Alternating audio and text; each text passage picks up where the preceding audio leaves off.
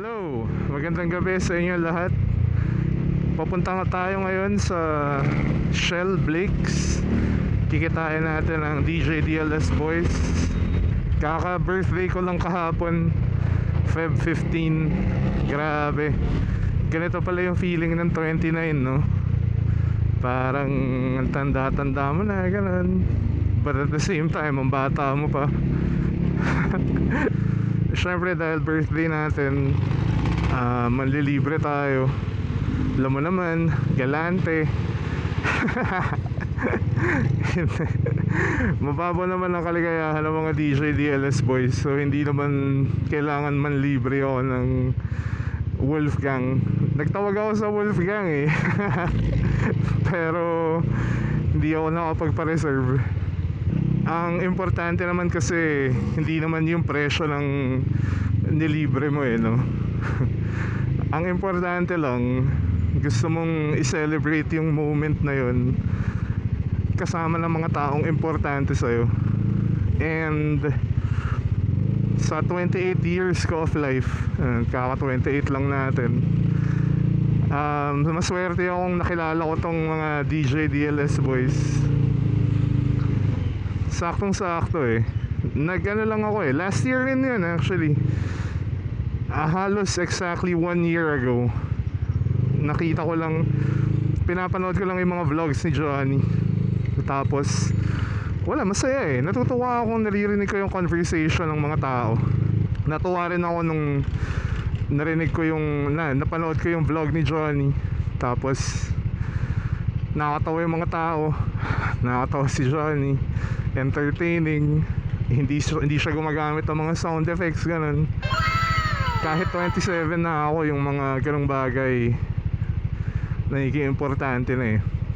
Hindi lang kung saan ako nakapunta, pero marami rin ako mga nakilalang taong masaya, mga taong mabuti. Alam mo yun, yung mga taong gusto mo talagang kasama. Kaya ako nasama dun sa DJ DLS Boys dati. Nakikita ko kasi punta sila ng punta dun sa area ko kung saan ako nakatira. So one time, hindi pa ako sanay magmotor nito kasi hindi pa talaga. Ito yung time na hirap pa akong lumiko-liko. Galing akong gym noon, nakita ko nasa campfire sila. So ang dami nila sa campfire. Pinuntahan ko lang. Tapos nagpakilala lang ako. Sabi ko gusto kong sumama. Yun na yun. Yun na yung simula ng masayang samahan. And I'm very happy na nakilala ko yung mga taong nakilala ko. Nung bago talaga ako magmotor, hindi ko maintindihan kung anong masaya sa pagmumotor. Siyempre, ano ba namang alam ko, diba? Fresh 26-year-old tayo, tapos wala naman tayong masyadong experience sa buhay. Para sa akin, nung tinitignan ko yung mga nagmumotor, parang ano ginagawa nyo? Yun yung tanong ko, ano ginagawa nyo? Pumupunta lang kayo somewhere, kakain kayo, tatambay, tapos uuwi na. Tapos yun na yun. Hindi ko talaga maintindihan yun dati. Ang first ride na sinalihan ko with DJ DLS, Marilaki. Marilaki agad, BNK. Never pa ako nakapunta dun. Well, nang nagmomotor kasi nakabike na ako dun eh. Dinala ako ng mabuti kong kaibigan na si Ayan dun dati ng bike. Binudol niya talaga ako. Tapos nag-quit ako ng bike shortly after that. Tapos ang masasabi ko lang, sa 25 years kong buhay, yun yung pinakamasayang ride na puntahan ko so far at that time. Grabe yun. Ang lamig, ang chill ng mga tao, yung twisties, nakakatuwa. Ang saya talaga ng feeling nun. Every Friday mula nun, parati lang akong sumasama. Hindi, ayokong nakakamiss ng rides kasi sobrang saya talaga. Makakamiss lang ako ng ride pag merong nagaya sa aking tao na importante para sa akin. Alam mo yun? Either importante yung tao or merong event na importante. Yung mga yun na lang yung napupuntahan ko ng Friday. So swerte ako. 24 sinabi ko na ba yung 24? 24 years old, merong grupo, merong napupuntahang mga interesting na lugar. Minsan malayo, madalas dito lang. Pero kahit saan pa, gaya nga ng sabi ko dati, hindi nagmamatter sa akin ang destination. Ang nagmamatter sa akin yung mga taong kasama ko.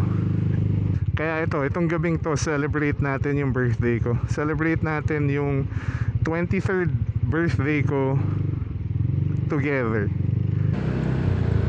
Nakisama tayo sa dalawang mga matitinik na vloggers ngayon. Happy birthday, Jed! Kabara, Jed, happy birthday! Thank you. Shoutout, Rafi! Pagaling ka, Rafi! Pagaling ka! Oo nga, Rafi. Grabe, si Rafi pa naman yung nililibre ko ng todo. Nanalo sa raffle yun sa utak ko eh. Oo, sayang. Diba? Nagpa-raffle ako sa utak kung sino nililibre ko ng todo. Sa utak ang todo. Si Rafi oh. Wala yung kasi ko sa utak mo, may ruletang umiikot pa. Oo, ganun talaga. Si Rafi yung na-draw ko eh. Boss, ilan cc yan? Mga 500. Hindi nga. Oo nga, ilagay mo yun. Counter blow, oh. Grabe yun oh. Kamuting. Boss mo ba yung moro yun? Papakabit mo ako sandali. Wala, sarado nga eh. Sumilip nga ako eh. Lalampasan na, gusto pagtirahin eh. Campfire na tayo mauwi nito, Brad. Bibigyan mo ba? Panibagong chance yung campfire. Oo, tingnan natin. Sana nagbago na nga sila. Ano yung ano dito? Di ba meron dito yung parang ano? Yan o, kasad doon na. Inasal, ano ba yun? Yung ano? Yung ano, yung parilya, okay din doon. Yung parilya? Oo. Saan yun? Sa next, dun yun. Kanan. Ayun oh, sa harap. Hindi mo gusto ni Johnny dito kasi mura. Gago.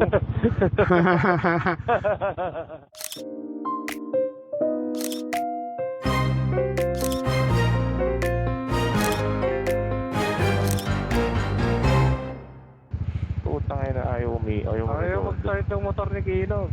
Ayun, mga baterya nyo, pa-check nyo. Hassle yung ganyan. Tulak na lang natin si Kino papunta dun. Yung mga papahin. Oo, papahin. Ginawa sa akin yun, nasa yun. Dali lang pala kadyutin eh. Oh, lakas mo kumadyot, di ka marunong yun. Grabe dito, Al, pang ganda nung nasa helmet mo yung sa likod. Bakit? Mahal yan, Brad. 80 Oo. million. Mahal yan.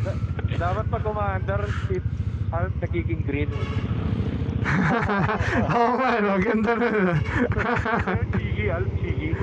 Hindi siya stand-alone? Hindi siya, bro. Putang ina, yung boats pwede mirroring eh. May TPMS pa. Bida tuloy yung Vogue ulit. Pasok lang yung bida yung boats. Basta may flat. Ano kayo hanapin pa, nandun na lahat talaga eh. Sikit lang talaga eh. Tangin na Lloyd, grabe yan.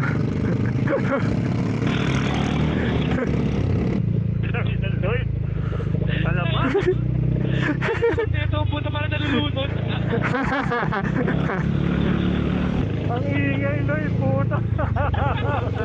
Parang horror train eh. Sabihan kita. Ingay nung natambuhod ni Lloyd. Nakita mo sabot sa inyo. Rinig. Tangin. Pagdating ka, alam na ikaw ng actor. Ang ingay yung puta. Tangin. Oo. Tangin ang yan.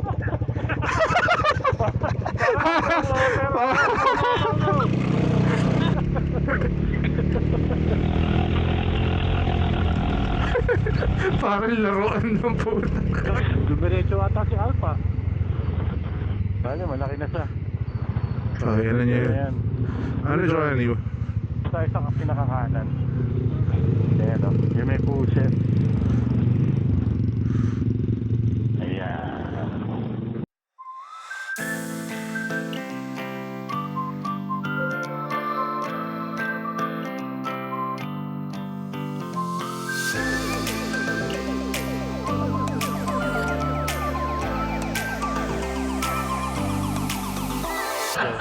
Hi Jed, happy birthday. Salamat sa libre kanina.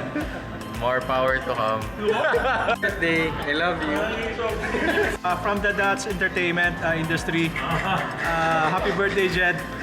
Regards from Germs. Hey, happy birthday, Jet! Ayos!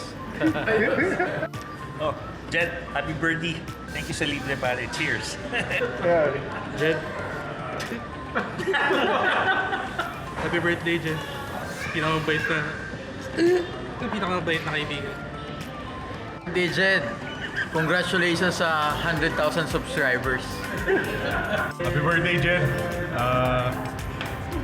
35 ka na ngayon, so medyo seryosohin mo na yung buhay mo. Yung mga... May pagkakataon ba naman para mabago mo yung mga inanakan mo dati.